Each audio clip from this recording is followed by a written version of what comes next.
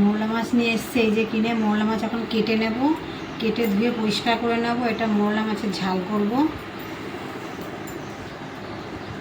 এর মধ্যে এটা কি মাছ বলে জানি না, এটা লম্বা লম্বা, এই মাছগুলোর নাম জানি না। পুঁটি মাছ আছে, পুঁটি মাছও দেখেছি এখানে কয়েকটা আছে। এই যে পুঁটি মাছ আছে, মৌরলা মাছ আছে, বেশি বড় বড়ও আছে মৌরলা। এই যে এবার এই মাছগুলো কেটে ধুয়ে পরিষ্কার করে নেব। মৌরলা মাছটা আমি কেটে ধুয়ে পরিষ্কার করে নিয়েছি।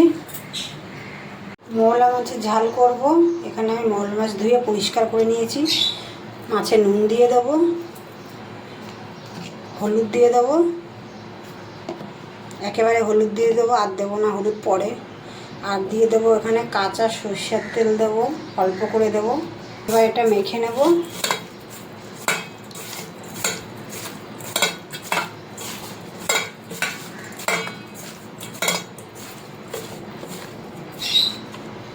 ব্যাস, এটা মেখে রাখবো। এবার আমি পেঁয়াজ কেটে নেব।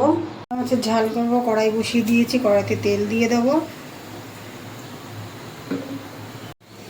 তেল গরম হয়ে গেছে, এখানে পেঁয়াজ দিয়ে দেবো। এখানে আমি দুটো মিডিয়াম সাইজের পেঁয়াজ কুচি নিয়েছি, এটা দিয়ে দেবো।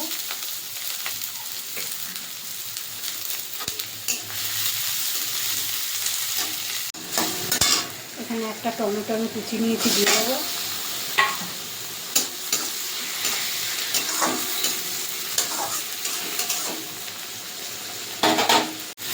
পেঁয়াজ আর টমেটো যে ভাজা ভাজা হয়ে গেছে, এখানে 1 চামচ মতন আমি লঙ্কা বাটা দিয়ে দেবো। লঙ্কাটা ভালো করে কষিয়ে নেব। মাছে আমি আগে হলুদ দিয়ে দিয়েছি।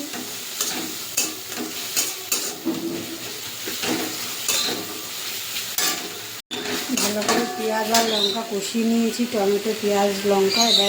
এবারে আমি মেখে রাখা এই যে মৌরলা মাছটা দিয়ে দেবো। নুন হলুদ আর সরষের তেল মেখে রেখেছিলাম, এটা দিয়ে এবার আমি জল দেবো না, আস্তে আস্তে করে করবো, গ্যাস কমিয়ে কমিয়ে।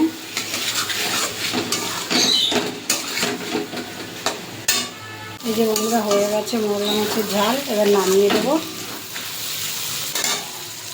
এই যে বন্ধুরা হয়ে গেছে মৌরলা মাছের ঝাল। ভালো লাগলে একটা লাইক কমেন্ট করে দেবেন আর সাবস্ক্রাইব করে দেবেন।